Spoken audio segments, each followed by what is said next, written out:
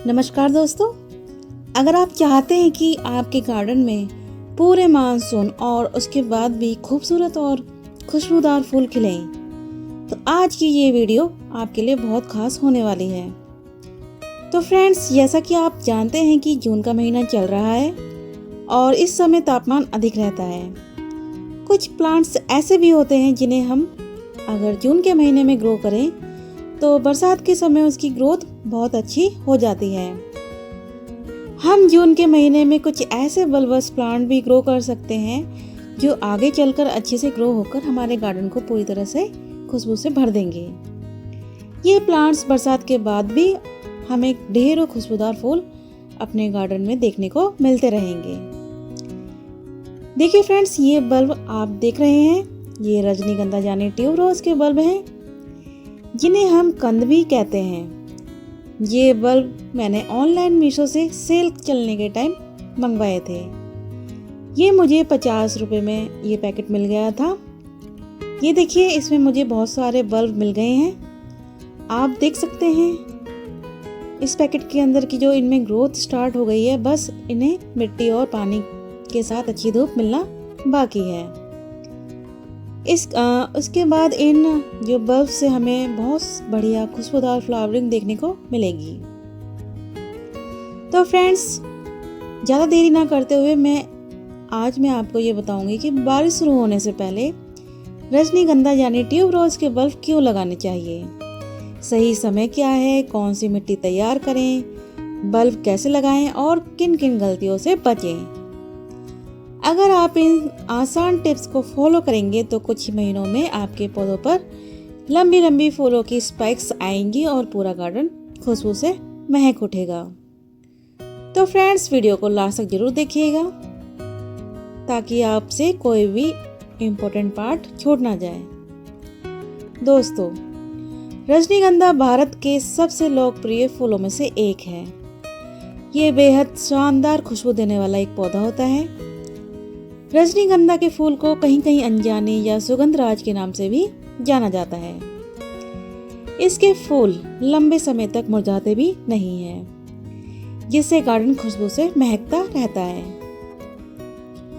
और इस प्लांट में जब फ्लावरिंग होती है तो बड़े बड़े स्पाइक्स के रूप में होती है और हम इन्हें कट फ्लावर के रूप में भी यूज कर सकते हैं, यानी स्पाइक्स के साथ रजनीगंधा के फूलों को, यानी लंबी जो इसकी डंडी होती है जिन्हें हम स्पाइक कहते हैं, उसके साथ कट करके उनका उपयोग हम as a bouquet, flower pots और घर की सजावट में कर सकते हैं। इस प्लांट को यानी रजनीगंधा को हम गमले और जमीन में दोनों में आसानी से ग्रो कर सकते हैं। यह प्लांट कम देखभाल में शानदार रिजल्ट देने वाला होता है। रजनीगंधा के फूल शाम के समय सबसे ज़्यादा महकते हैं और जहाँ भी इन्हें रखा जाता है उस पूरे वातावरण को सुगंधित बना देते हैं। इनके फूलों की खुशबू मन को बहुत ही ज़्यादा तरोताज़ा कर देती है। मतलब अगर आपके दिमाग में स्ट्रेस चल रहा होगा तो इसकी भीनी भीनी खुशबू आपके स्ट्रेस को एकदम छूमंतर कर देगी। इसलिए आप सभी को ये प्लांट जरूर लगाना चाहिए। तो फ्रेंड्स, आइए अब जानते हैं कि इन बल्ब को लगाने का सही समय क्या है। आप रजनीगंधा के बल्ब को स्प्रिंग सीजन से लेके मानसून सीजन शुरू होने तक लगा सकते हैं, यानी आप इस बीच कभी भी इसके बल्ब लगा सकते हैं, क्योंकि ये गर्म तापमान में अच्छे से ग्रो करता है और मार्च से थोड़ा सा जो वातावरण है वो गर्म होने लगता है। तो आप स्प्रिंग सीजन से लेके मानसून सीजन आने तक, यानी उसके शुरू होने तक, इस बीच में कभी भी इस प्लांट को ग्रो कर सकते हैं। यानी मई, जून, जुलाई का जो शुरुआती समय होता है वो सबसे उपयुक्त माना जाता है। इस समय मिट्टी भी गर्म रहती है और वातावरण में नमी भी बढ़ने लगती है, जिससे क्या होता है कि इस रजनीगंधा के बल्ब तेजी से जड़ें बनाते हैं और अच्छी ग्रोथ भी करते हैं। तो फ्रेंड्स, अब बात आती है गमले और मिट्टी की। रजनीगंधा के बल्ब को ग्रो करने के लिए सही गमला और मिट्टी का चुनाव बड़े ध्यान से करना चाहिए। रजनीगंधा को अच्छी ड्रेनेज वाली मिट्टी पसंद होती है। मैंने मिट्टी में मतलब इस प्लांट के जो बल्ब हैं उसे ग्रो करने के लिए जो सॉइल मिक्स तैयार किया है, इस सॉइल मिक्स में मैंने 40% तो गार्डन सॉइल ली है, 30% कोकोपीट ली है और 25% वर्मी कंपोस्ट ली है, साथ ही 5% नीम खली का यूज़ किया है ताकि मिट्टी में किसी प्रकार के अगर छोटे मोटे कीड़े होंगे जो प्लांट को या बल्ब को नुकसान करते होंगे वो भी ख़त्म हो जाएंगे। साथ ही मैंने थोड़ा सा इसके अंदर फंगिसाइड भी ऐड किया है। तो इस मिक्सर को अच्छे से मिलाकर गमले में भरें। जो ये मिक्सर होता है वो इन बल्ब या प्लांट को इनफ पोषण यानी न्यूट्रिशन और अच्छी जल निकासी दोनों ही देता है। तो फ्रेंड्स, इस प्लांट को ग्रो करने के लिए या फिर इसके जो बल्ब हैं उसको ग्रो करने के लिए कम से कम 8 से 10 इंच का गमला या गहरा होना चाहिए। मैंने इन सभी बल्ब को ग्रो करने के लिए 12 इंच का पॉट लिया है। इन बल्ब को ग्रो करने के लिए मतलब ये जो इतने सारे बल्ब्स हैं वो सभी इस 12 इंच के प्लांटर में अच्छे से ग्रो हो जाएंगे। तो फ्रेंड्स, अब जानते हैं बल्ब लगाने का सही तरीका क्या है। फ्रेंड्स, ये वीडियो का सबसे इम्पोर्टेंट पार्ट है, तो सभी ध्यान से देखिएगा और वीडियो को बिल्कुल भी स्किप ना करें ताकि कोई भी जो इम्पोर्टेंट पार्ट है आपसे छूटे ना। मैंने बल्ब लगाने से पहले इन सभी बल्ब्स को कुछ देर के लिए फंगिसाइड के पानी में मतलब सोक करने के लिए छोड़ दिया था ताकि इन बल्ब पर अगर कुछ किसी प्रकार की फंगस लगी हो या कोई सड़न हो वो थोड़ी सी दूर हो जाए। और इन सभी बल्ब में से हमें जो बल्ब ग्रो करने हैं वो हमें सबसे पहले हेल्दी बल्ब लेने हैं, यानी थोड़े बड़े और हेल्दी बल्ब लेने चाहिए और मिट्टी में लगाना चाहिए। जो सड़े हुए और छोटे नरम बल्ब होते हैं बिल्कुल भी नहीं लगाना चाहिए क्योंकि उनको ज़्यादा अच्छी ग्रोथ नहीं मिल पाती। और साथ ही इन सभी बल्ब को मिट्टी में लगाते समय 2 से इंच की गहराई तक ही लगाएं, ज़्यादा गहरा ना लगाएं। इससे क्या होगा, ज़्यादा गहरा लगाने से जो इसका जो ऊपरी पार्ट होता है वो मिट्टी के टच में आ जाएगा और जैसे ही मिट्टी के टच में आएगा उसमें बहुत छोटे छोटे माइक्रोब्स पाए जाते हैं जो कि जो ग्रीन पार्ट जब ग्रो करता है तो उसको नमी मिलती रहती है और जिसकी वजह से वो सड़ सकता है। इसी वजह से हमें केवल 1 से या 2 इंच तक की गहराई में ही इन बल्ब को लगाना है। और साथ ही साथ हमें ये भी ध्यान रखना है कि जो बल्ब का जो नुकीला हिस्सा होता है उसे हमेशा ऊपर की ओर ही रखें, तभी ग्रोथ ऊपर की ओर बढ़ती जाएगी और हमें अच्छे अच्छे फूल देखने को मिलेंगे।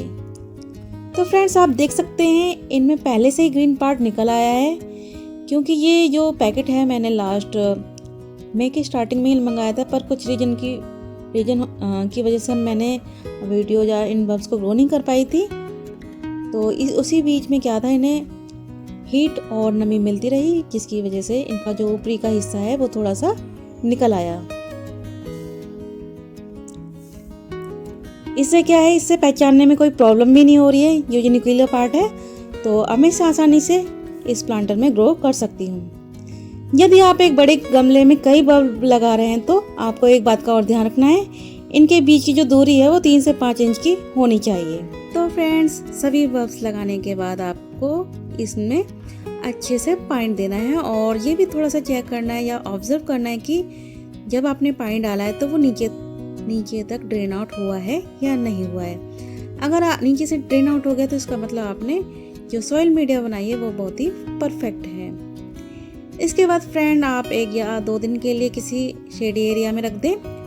उसके बाद आपको क्या करना है, प्रॉपर सनलाइट दिखानी है क्योंकि प्रॉपर सनलाइट में ही इसे गर्मी मिलेगी और गर्मी में अपनी ग्रोथ की रफ्तार को अच्छे से ये प्लांट बढ़ा सकेंगे। तो फ्रेंड्स, आइए अब जानते हैं इन बल्ब को लगाने के बाद डेली पानी कब और कितना देना चाहिए। इन सभी बल्ब्स को लगाने के बाद आपको क्या करना है, पानी का स्पेशल ध्यान रखना है, यानी कि इसमें डेली पानी नहीं डालना। और बहुत से लोग यही गलती करते हैं कि बल्ब लगाने के तुरंत बाद डेली पानी देने लगते हैं। ऐसा बिल्कुल भी ना करें। जब तक नई ग्रोथ बढ़ती हुई ना दिखाई दे तब तक मिट्टी में हल्की नमी बनाए रखनी होगी, लेकिन ज़्यादा पानी देने से बचें क्योंकि इससे बल्ब सड़ सकते हैं। यानी आप इनमें ओवर वाटरिंग बिल्कुल भी ना करें। तो फ्रेंड्स, अब कुछ गलतियों पर भी नज़र डाल लेते हैं कि बल्ब लगाते टाइम कौन सी 3 बड़ी गलतियां नहीं करनी चाहिए। वो 3 बड़ी गलतियां हैं। पहली गलती ये है कि जब भी आप बल्ब लगाएं तो उसे ज़्यादा गहराई में ना लगाएं, 102 इंच की मतलब गहराई ही लगाएं। दूसरी गलती, इन बल्ब्स में बार बार पानी देना। जब आप इन बल्ब को ग्रो कर रहे हो उसके बाद आपको पानी डेली नहीं देना, आपको मिट्टी चेक करके ही देना है। तीसरी गलती, छांव वाली जगह पर इस प्लांट को रखना। इन गलतियों से फूल आने में क्या होता है, समस्या हो सकती है। आपको इस प्लांटर को प्रॉपर सनलाइट दिखानी है, क्योंकि ये गर्मी वाला प्लांट है, यानी कि गर्मी, ह्यूमिडिटी और ज़्यादा हीट पाकर ही इस प्लांट में अच्छे से ग्रोथ हो सकती है। अगर ये 3 गलतियाँ करने से आप बच गए तो आने वाले टाइम में आपको क्या है, आपके जो रजनीगंधा की जो फ्लावरिंग है बहुत अच्छे से देखने को मिलेगी। ये देखिए फ्रेंड्स, मैं रजनीगंधा के इन बल्ब्स की 5 दिन के बाद की अपडेट दे रही हूँ। ये देखिए, अब ये धीरे धीरे ग्रो हो रहे हैं। अब बस मुझे मानसून का इंतज़ार है कि कब बरसात हो और ये रजनीगंधा के बल्ब्स जल्दी से बड़े हो जाएं और ये अच्छी फ्लावरिंग करें। लेकिन बरसात के समय भी हमें पानी का बहुत ध्यान रखना होगा। इसमें समय समय पर चेक करते रहना होगा कि इसमें पानी रुक तो नहीं रहा है ना, क्योंकि पानी रुकेगा तो हमारी जो ग्रोथ होगी प्लांट की वो थोड़ी सी धीमी पड़ जाएगी। इसलिए आपको क्या चेक करना है, पानी का विशेष ध्यान रखना है। और बल्ब के जो सड़ने का जो डर होता है वो ओवर वाटरिंग की वजह से ही होता है, यानी बरसात का पानी भी इसके लिए थोड़ा प्रॉब्लम क्रिएट कर सकता है। तो आपको ध्यान देना होगा कि इसमें जो प्लांटर है वो पूरी तरह से पानी से फुल कभी ना हो। हाँ, लेकिन इसमें नमी जरूर होनी चाहिए, वो भी आप मिट्टी चेक करके देखें। इसलिए प्लांट्स के बड़े होने के बाद इसमें पानी का विशेष ध्यान रखना होगा, ताकि हमारे सभी बल्ब बरसात में भी हेल्दी और ग्रीन बने रहें। तो फ्रेंड्स, अगर आपने अभी तक रजनीगंधा के बल्ब नहीं लगाए हैं या आपको ऐसा लगता है कि आप लेट हो गए हैं, तो ये सही समय है बल्ब को ग्रो करने का। तो मानसून शुरू होने से पहले आप अभी ये सभी बल्ब जरूर लगा लें। थोड़ी सी देखभाल के साथ आपका गार्डन आने वाले महीनों में खूबसूरत और खुशबूदार फूलों से भर जाएगा। तो फ्रेंड्स, ये थी मेरी छोटी सी जानकारी।